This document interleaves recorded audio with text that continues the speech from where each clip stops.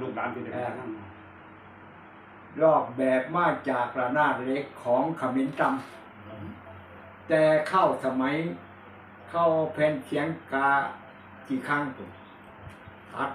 ไรได้จำใบแก่ผมอยู่ป .3